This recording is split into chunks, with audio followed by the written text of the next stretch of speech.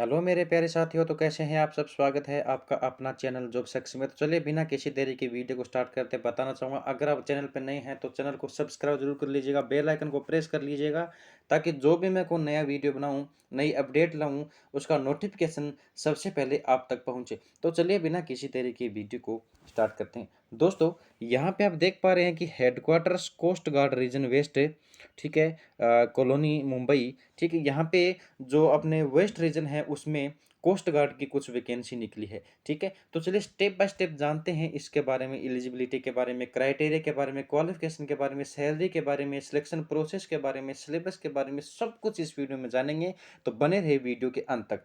अगर आप सच में सीरियस हैं, अगर वीडियो पे आपने क्लिक किया है, आप सीरियस है तभी आपने क्लिक किया है, ठीक है। यहाँ पे नोटिफिकेशन में आपको मैं सब कुछ बताऊंगा, जो कुछ है वो क्लियरली बताएंगे, बातें करेंगे। तो चलिए स्टार्ट करते हैं।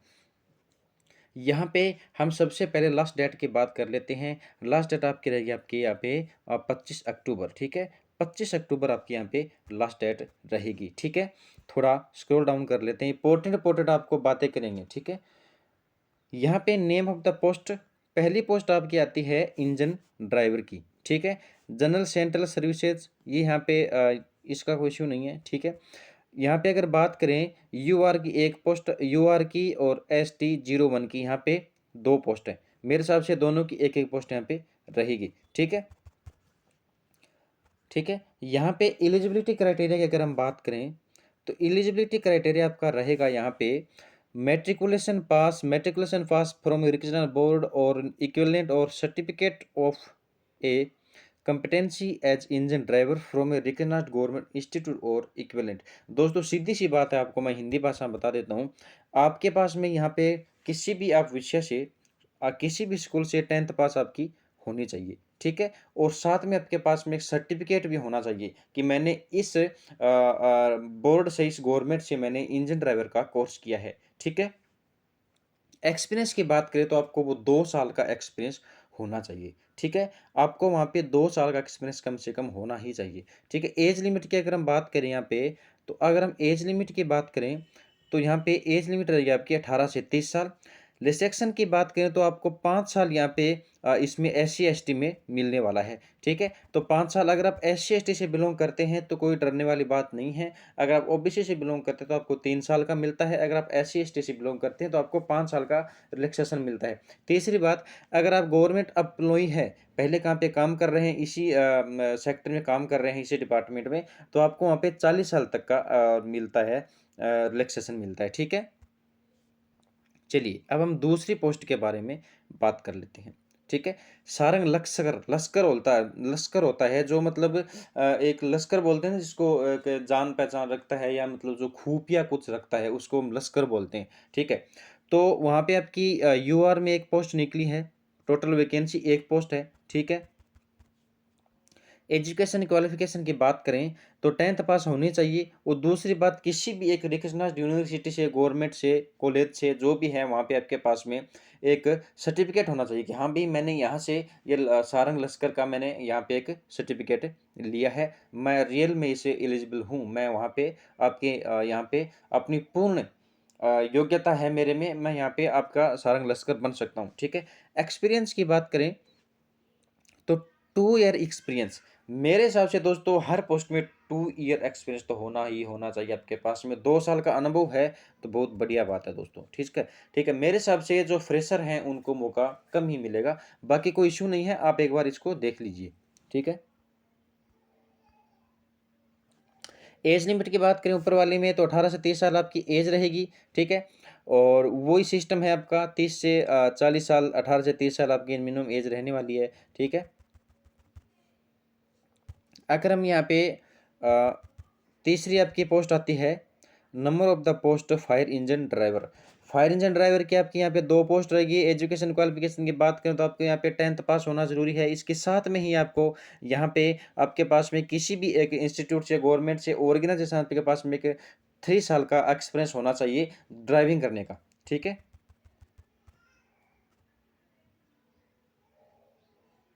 चलिए आगे चलते हैं।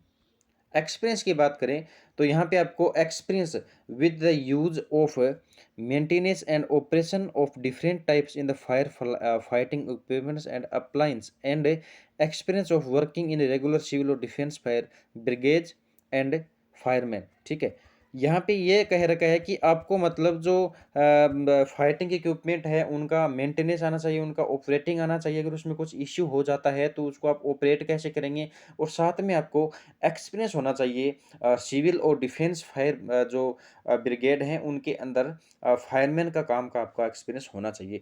एज की बात करें तो यहाँ पे आपकी 30 साल की एज रहेगी, 5 साल SC/ST को आपकी मिलेगी, OBC को आपको 3 साल की रिलैक्सेशन मिलेगा यहाँ पे। ठीक है, फिर अगली पोस्ट आती है अपनी name of the post civilian motor transport driver ordinary grade. ठीक है, ये आपकी पोस्ट है, यहाँ पे 7 पोस्ट हैं। UR में 3 है, SC/ST में 1 है, ST/ST में दोनों में 1-1 है, OBC में 2 पोस्ट हैं। ऐसे करिए टोटल आपकी यहाँ पे 7 पोस्ट रहेगी। ठीक है दोस्तों,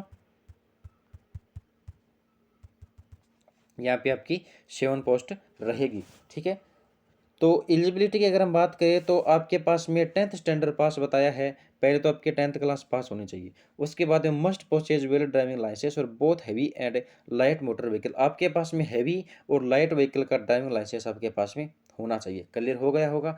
फिर तीसरा है knowledge of motor mechanism should be able to remove minor defects in vehicles. यानी आपको अगर मोटर जो अपने अपने साधन होते हैं, ठीक है, जैसे बस वगैरह हो गया, इनका आपको मैकेनिज्म ध्यान में होना चाहिए। ठीक है, मतलब माइनर से माइनर जो सिचुएशन है, जो डिफेक्ट है इसमें, वो आपको हैंडल करना आना चाहिए। उनको आपको खोजना आना चाहिए कि हाँ भाई इस गाड़ी में ये प्रॉब्लम है। ठीक है, तो अगर आपके पास में ऐसा कुछ है और साथ में आपके पास में 2 ईयर का एक्सपीरियंस है तो आप यहाँ पे सिलेक्ट हो सकते हैं। ठीक है, मेरे हिसाब से ये ठीक रहेगा, क्योंकि आजकल ड्राइवरिंग हर किसी को आती है, और अगर आपको अनुभव है तो आप यहाँ पे कर सकते हैं, फॉर्म को अप्लाई कर सकते हैं। ठीक है दोस्तों,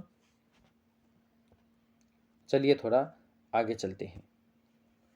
फिर यहाँ पे आता है अपना इसी पोस्ट की अगर हम बात करें, ठीक है, तो यहाँ पे इसकी जो एज है वो 18 से 27 साल की एज रहेगी इसकी यहाँ पे।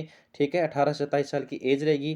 3 साल OBC में, 5 साल SC/ST में। ठीक है, अगर आप गवर्नमेंट एम्प्लॉई है तो आपको 40 साल की यहाँ पे छूट मिलेगी। 40 साल तक आप फॉर्म फिल करवा सकते हैं। ठीक है,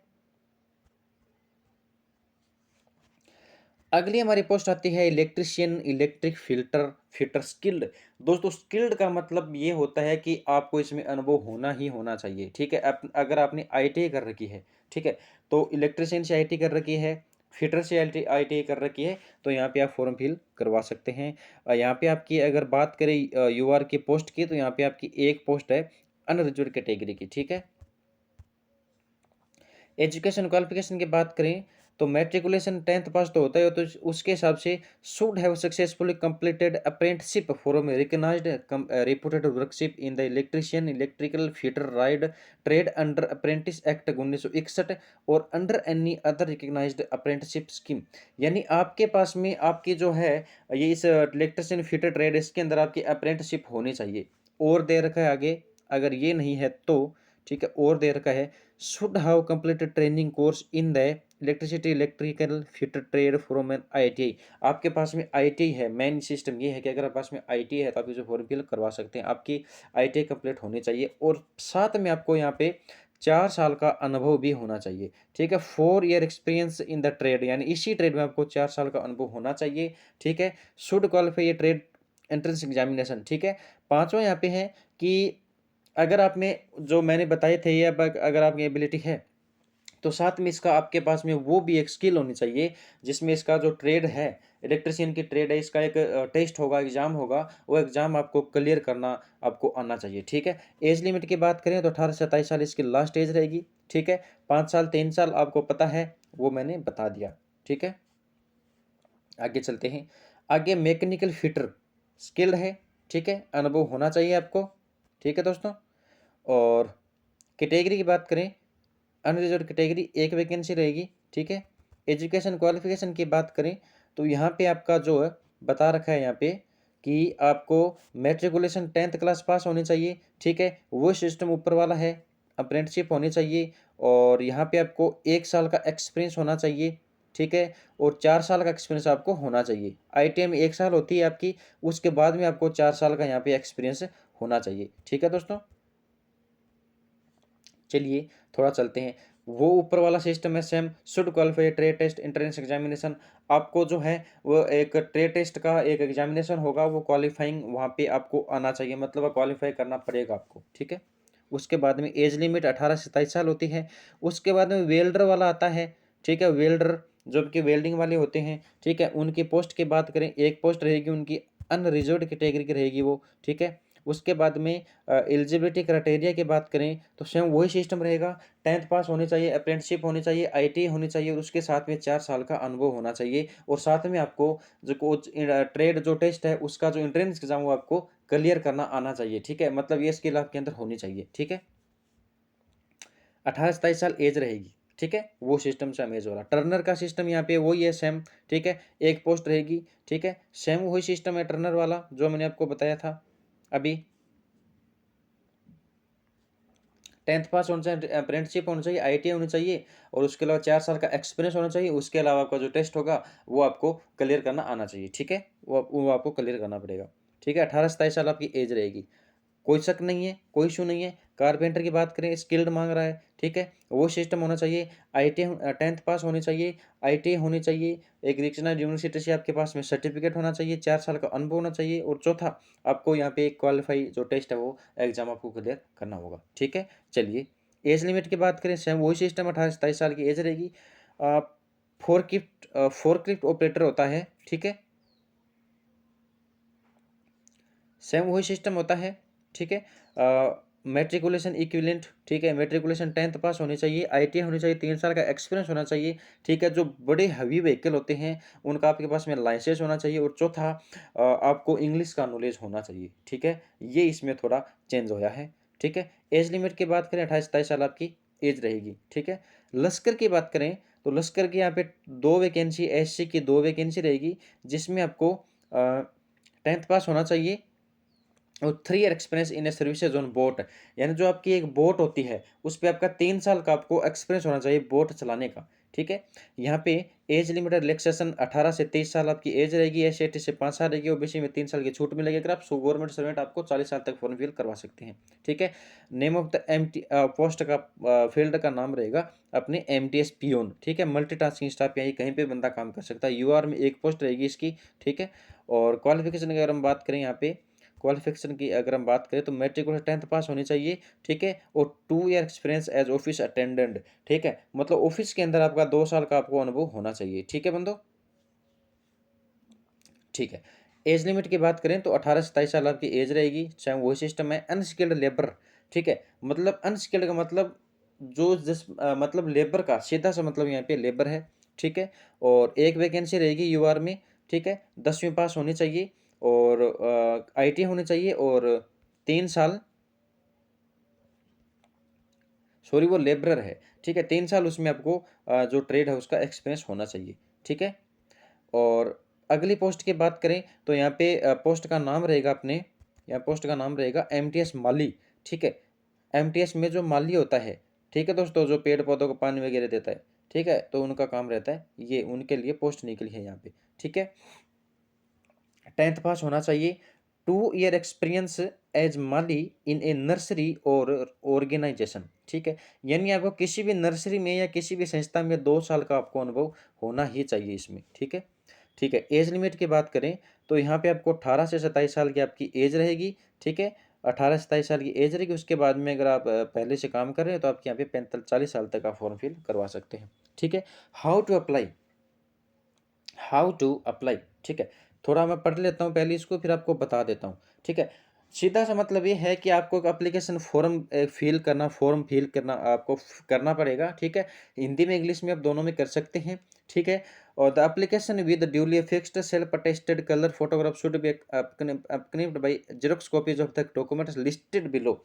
यानी नीचे जो डॉक्यूमेंट दिए गए हैं, ठीक है, वो डॉक्यूमेंट आपको साथ ले जाने होंगे, ठीक है। और साथ में उसको जो उनकी फ़ोटोकॉपी है उनको सेल्फ अटेस्टेड और आपकी फ़ोटो है वो भी आपको ले जानी होगी, ठीक है। डॉक्यूमेंट क्या-क्या हैं? वैलिड आईडी प्रूफ़, ठीक है, वैलिड फ़ोटो आईडी प्रूफ़ एक फ़ोटो होनी चाहिए, मैट्रिकुलेशन 10th क्लास के आपके पास में सर्टिफ़िकेट होना चाहिए, ठीक है। उसके बाद में उसके बाद में आता है अपना ये 12th UG PG diploma marksheet जो भी है वो आपकी यहाँ पे होनी चाहिए, ठीक है। Latest category certificate SC ST OBC का आपका सर्टिफिकेट होना चाहिए कैटेगरी का, ठीक है। ओबीसी का एक्सपीरियंस सर्टिफिकेट होना चाहिए। NOC from the employer for presently serving, यानी अगर आप कहीं पे अगर गवर्नमेंट ऑर्गेनाइजेशन में अगर आप काम कर रहे हैं तो वहाँ पे आपको वहाँ से एनओसी लेनी पड़ेगी, ठीक है। Two latest passport size colour photographs, यानी आपके जो पासपोर्ट साइज फोटोग्राफ है वो आपको यहाँ पे चाहिए होगी, ठीक है। Application are enclose create blank envelope with R 50 रुपये का आपका एक छोटा सा एक मतलब एक स्टाम्प लगेगा, पोस्टल स्टाम्प पे, जो कि आपको लिफाफे पे चिपकाना है, ठीक है, 50 रुपये का,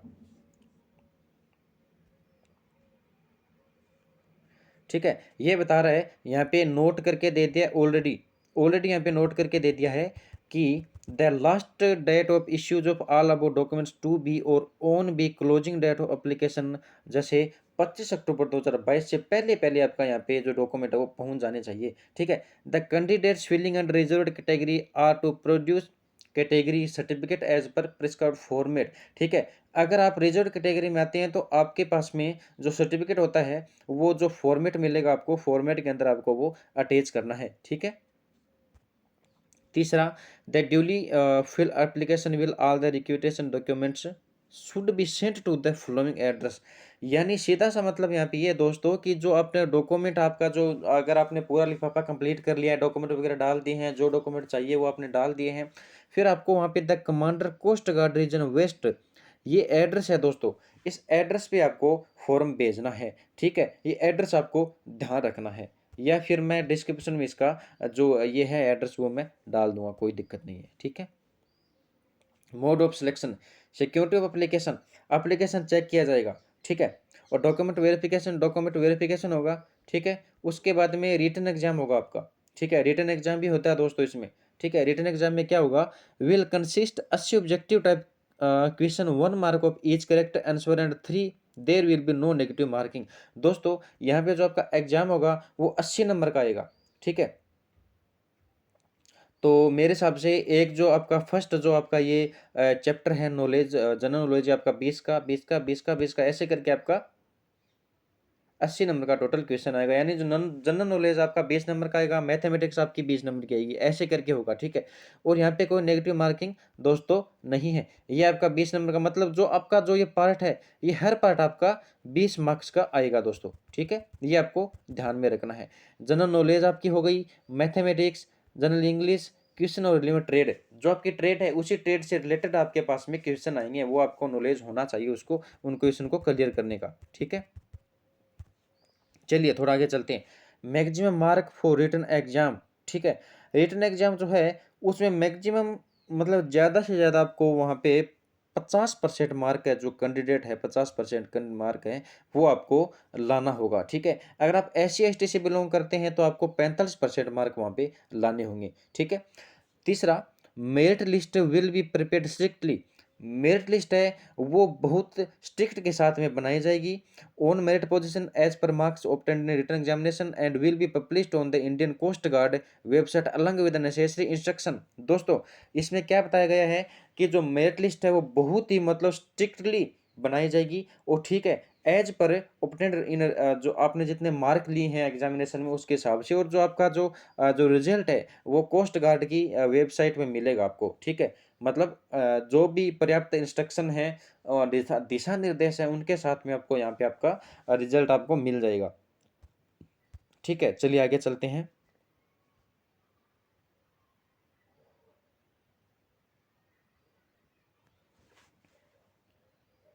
यहाँ पे ये देखा इंपॉर्टेंट जानकारी यहाँ पे दे रखी है दोस्तों, ठीक है। Before applying for the post the candidate should ensure that he she fulfils the eligibility and other norms mention in the advertisement furnishing of wrong. दोस्तों सीधे इसमें आपको मैं ये बता देता हूँ कि जो कैंडिडेट है वो फॉर्म फिल करने से पहले उसको ये सुनिश्चित करना पड़ेगा कि मैं फॉर्म वो एकदम एक्यूरेट भर रहा हूँ, जो एडवर्टाइजमेंट में दिया गया है वो पोस्ट के रिगार्डिंग वो फॉर्म भर रहा हूँ, ठीक है। अगर आप यहाँ पे गलत और कुछ फॉल्स इन्फॉर्मेशन दे देते हैं तो आपका जो फॉर्म है वो रिजेक्ट भी हो सकता है, ठीक है। दोस्तों Candidature of the candidates is liable to reject at any stage of a recruitment process after requirement of joining if any information provided by the candidates found false or not।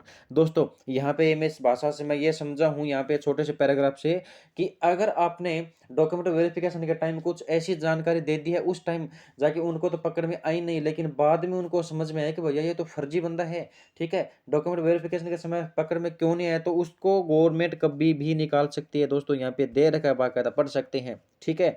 देखो, candidate of the candidates in the liable to be rejected at any stage of recruitment process after recruitment और joining, ठीक है दोस्तों यहाँ पे स्पष्ट दे रखा है। तो अगर आप फर्जीवाड़ा करने की सोच रहे हैं तो फर्जीवाड़ा करने की जो सोच आपकी ये बंद कर दीजिए, ठीक है। चलिए आगे देखते हैं। यहाँ पे ये फॉर्म है जो आपको लिफाफा मिलेगा, उस पर लिखना है application for the post of, जो आपकी पोस्ट रहेगी उस पोस्ट को आपको यहाँ पे फिल करना है, फॉर्म पे फिल करना है, यहाँ पे नहीं करना है, ठीक है। और application with the following deficiency will summary rejected, मतलब ये है कि ये एप्लीकेशन आपकी रिजेक्टेड हो जाएगी अगर आपने नीचे दिए गए इनमें से एक भी जो पॉइंट है उसमें आप मतलब अगर आपने इस पॉइंट को नहीं देखा है। इनकम्प्लीट एप्लीकेशन खत्म है भाई साहब। इनकम्प्लीट एप्लीकेशन अगर आपने भेजी है तो रिजेक्ट हो सकती है, ठीक है। अगर जो एप्लीकेशन वाला बंदा है वो पाया जाता है कि वो बंदा ओवरेज है, वो भी एप्लीकेशन है वो आपकी रिजेक्ट हो सकती है। Overwriting, cutting, correction, incorrection information according to enclosure, अगर ये सब आपके अंदर उस फॉर्म में है, ओवर राइटिंग बहुत ज़्यादा कुछ लिख दिया, कटिंग है, फॉर्म फटा हुआ है, कटा हुआ है, डॉक्यूमेंट में कोई डॉक्यूमेंट डैमेज है, ऐसा नहीं होगा। फोटोग्राफ्स आर फिक्स्ड, फोटोग्राफ्स अगर नोट अगर चिपकी हुई नहीं फोटोग्राफ तो आपको फॉर्म है वो आपका रिजेक्ट हो सकता है, ठीक है। Photocopies of self attested documents not found, ठीक है, अगर जो फोटो जो आपकी फोटोकॉपी है, ठीक है, वो अगर सेल्फ अटेस्टेड नहीं मिली है तो वहाँ पे आपका फॉर्म है वो रिजेक्ट हो सकता है। अगला,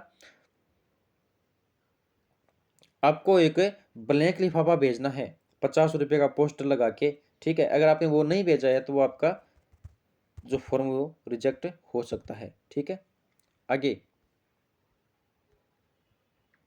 आगे कोई इतना इंपॉर्टेंट है नहीं, ठीक है। फिर नीचे यहाँ पे अपना दोस्तों फॉर्म आ जाता है। अगर आप फॉर्म फिल करना है चाहते हैं, अगर आप फॉर्म फिल करेंगे तो यहाँ पे आप देखेंगे, आपका जो फॉर्म फिल करेंगे तो यहाँ पे आप देखेंगे कि यहाँ पे जो आपका ब्लॉक लेटर में नाम लिखना है आपके माता पिता का, सॉरी आपका नाम लिखना है यहाँ पे, ठीक है। किसके लिए अप्लाई कर रहे हो यहाँ पे लिखना है। डेट ऑफ बर्थ आपकी क्या है, डेट ऑफ बर्थ लिखनी है। फादर्स नेम यहाँ पे लिखना है। परमानेंट एड्रेस यहाँ पे लिखना है। दोस्तों ये जो फॉर्म है ये फॉर्म ही आपको जहाँ पे मित्र पे जाओगे आपको यही फॉर्म मिलेगा, तो ध्यान में रखिएगा। मैं जैसे मैं बता रहा हूँ वैसे ही आप इसको फिल कीजिएगा, ठीक है। यहाँ पे आपको अपनी एक फ़ोटो रखनी है, ठीक है, पासपोर्ट साइज फ़ोटो यहाँ पे आपको रखनी है, ठीक है। चलिए यहाँ पे आपको अपना एड्रेस भरना है, ठीक है। यहाँ पे एग्जामिनेशन जो है आपके पास में, एग्जामिनेशन जो आपने कर रखी है वो, ठीक है, पासिंग क्या है, ईयर ऑफ पासिंग यानी आपने कौन सी ईयर में पास किया है, मार्क्स आपके यहाँ पे कितने आए हैं, ठीक है, और आपने कौन सी यूनिवर्सिटी से यहाँ पे फॉर्म फिल किया है, यानी ये सॉरी आपने ग्रेजुएशन या 10th पास है जो भी है आपने कौन सी यूनिवर्सिटी से या कॉलेज से या फिर कौन सी स्कूल से किया है, ठीक है। यहाँ पे एक्सपीरियंस अगर कोई ये कुछ आपको है, अगर आपको यहाँ पे एक्सपीरियंस है, ठीक है, किसी भी ट्रेड में एक्सपीरियंस है तो वहाँ पे एक्सपीरियंस लिखना है। जेंडर आपका मेल फीमेल लिखना है। नेशनलिटी जो इंडियन है ये आपकी, आपको इंडियन लिख देना है, ठीक है। क्या आप फिजिकल हैंडीकैप्ड है, मतलब क्या आप विकलांग हैं, अगर हैं तो ठीक है, अगर नहीं है तो आपको यहाँ पे यस नो कर देना है, ठीक है। SC ST OBC यहाँ पे आपको कास्ट लिखनी है आपकी, STC लिख दे तो OBC जो भी आपकी वो कास्ट आपको यहाँ पे लिखनी है, ठीक है। यहाँ पे क्या आप डिपार्टमेंटल कैंडिडेट हैं, यानी आप क्या पहले से यहाँ पे काम कर रहे हैं, फिर क्या हमारे रिलेटेड आप डिपार्टमेंट से हैं, कोस्ट गार्ड से रिलेटेड पहले यहाँ पे काम करते थे, या आप आपकी यहाँ पे जॉब करते थे, या आप गवर्नमेंट सर्वेंट से, तो आपको यहाँ पे वो लिखना है, ठीक है। यहाँ पे आपको मेल ID लिखनी है और आपका कॉन्टैक्ट नंबर लिखना है। मेल ID जरूर लिखनी है दोस्तों, याद रखिएगा। पहले मेल ID नहीं भरते थे लेकिन अभी भरनी, मेल ID लिखनी जरूरी होती है, क्योंकि कभी कभी फ़ोन नंबर नहीं मिल पाता है आपका, ठीक है। तो वहाँ पे क्या होता है कि मेल ID के थ्रू आपको कुछ ना कुछ एक इंस्ट्रक्शन दे दिया जाता है, कुछ एक आपको इन्फॉर्मेशन दे दी जाती है, ठीक है। यहाँ पे आपको जो लेफ्ट हैंड का आपका थंब है वो लगाना है, यहाँ पे आपको लेफ्ट हैंड का थंब है, ठीक है। प्लेस यहाँ पे आपको जो प्लेस है, जो डेट है और सिग्नेचर ऑफ एप्लीकेंट, यहाँ पे आपको अपना एप्लीकेशन फॉर्म आपका सॉरी वो यहाँ पे सिग्नेचर करना है, ठीक है।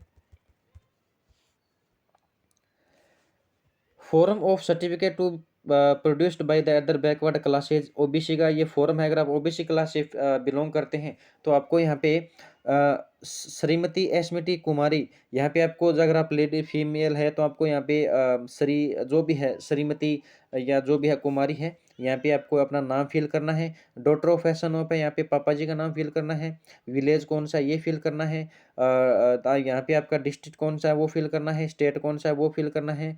और बिलोंग्स टू द ओबीसी, यहाँ पे आपको अगर ओबीसी है तो ओबीसी, ठीक है। और कास्ट आपकी जो एससी एसटी है तो वो एससी एसटी से आपको ये फॉर्म फिल करना है, ठीक है। नीचे अगर हम चलेंगे तो नीचे भी आपको फिर वो मिलेगा, आपका एससी एसटी वाला मिलेगा फॉर्म, ठीक है। ये देखो शेड्यूल्ड कास्ट और शेड्यूल्ड ट्राइब्स कास्ट है, ठीक है। तो ये सब आपको वहाँ पे फिल करना है। सेम वो ऊपर वाला ओबीसी बताया था, सेम वही आपको यहाँ पे फिल करना है दोस्तों, ठीक है। उसके बाद में फिर आपको यहाँ पे